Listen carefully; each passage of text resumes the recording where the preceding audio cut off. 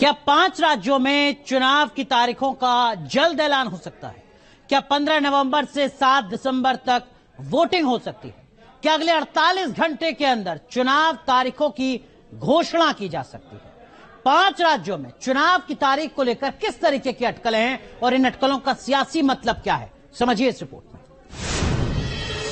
5 साल में यहां कांग्रेस की सरकार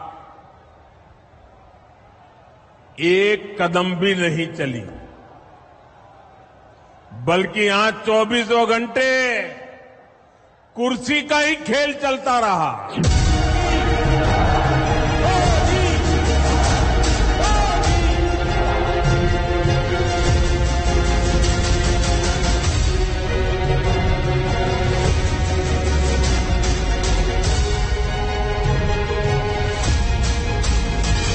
2024 के फाइनल के पहले 2023 में सेमीफाइनल की जंग तीखी हो चुकी है।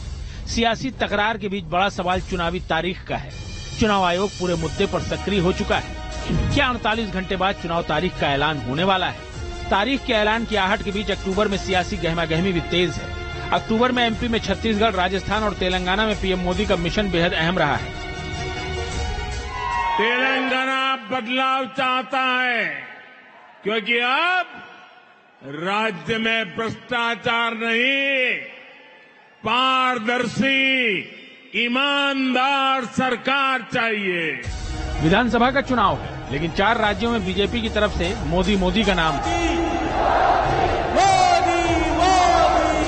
मोदी ने पिछले 10 साल में सारी योजनाएं ऐसी बनाई ताकि गरीबों में एक आत्मविश्वास पैदा हुआ है।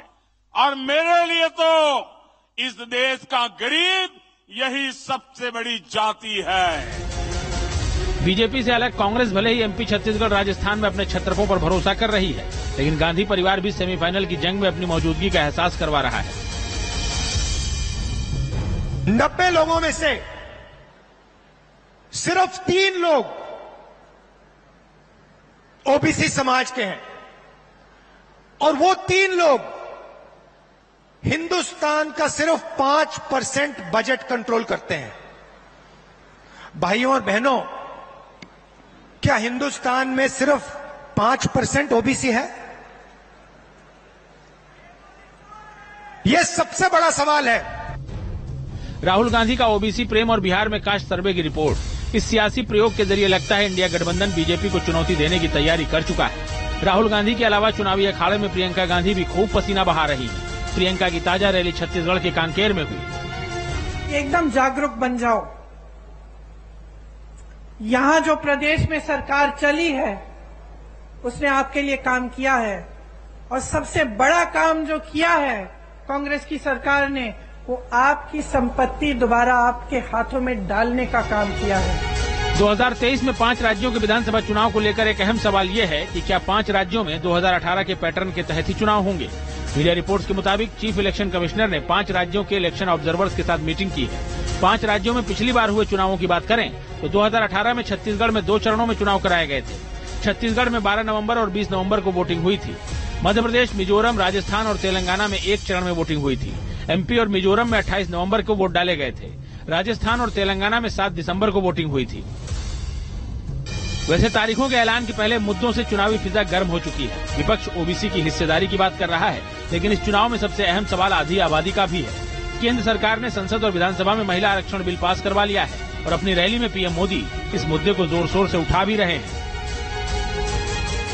राजनीति में महिलाओं की उचित भागीदारी के बिना हम समावेशी समाज की डेमोक्रेटिक इंटीग्रेशन की बात नहीं कर सकते। चुनावी तारीख के ऐलान से पहले पीएम मोदी ने अपने दौरे के दौरान कई अहम विकास के प्रोजेक्ट्स का ऐलान किया। जोधपुर में पीएम मोदी ने 5000 करोड़ की परियोजनाओं का शिलान्यास किया। छत्तीसगढ़ में 26,000 करोड़ की योजनाएं शुरू की गईं। एमपी में 50,700 करोड़ की योजनाओं का शुभारंभ हुआ। चुनाव तारीखों के ऐलान के पहले 5 राज्यों में राज्य सरकारों की तरफ से लोक लुभावन ऐलान हो चुके हैं, लेकिन जैसे ही तारीखों की घोषणा होगी, सारी घोषणाएं बंद हो जाएंगी। रैलियों में जुबानी तकरार और तल्ख हो जाएगी। Team news nation. तो बहुत जल्द चुनाव की तारीखों का ऐलान होना है, लेकिन इन चुनावों में देश की इन राज्यों की जो आधी आबादी है वो किस तरीके से महत्वपूर्ण भूमिका निभाती नजर आती है वो आपको बताते हैं। दरअसल में सबसे पहले बात मध्य प्रदेश की बीते विधानसभा चुनाव की, यानी साल 2018 की। मध्य प्रदेश में 2018 में कुल 75.05% वोटिंग टर्नआउट रहा था, लेकिन महिलाओं ने भी 74% से ज्यादा वोट डाला था, यानी औसत से काफी ज्यादा। 2013 की तुलना में महिलाओं का जो वोट प्रतिशत था वो तकरीबन 4% ज्यादा था, जो अपने आप में एक अच्छा संकेत है। 52 विधानसभा क्षेत्रों में पुरुष वोटर से ज्यादा वोटिंग महिलाओं की थी। 44 विधानसभा सीट ऐसी थी जहां पर 80% महिलाओं ने वोट दिया था, यानी वोटिंग टर्नआउट महिलाओं का 80% था। इसका असर क्या हुआ वो भी आप देखिए जरा।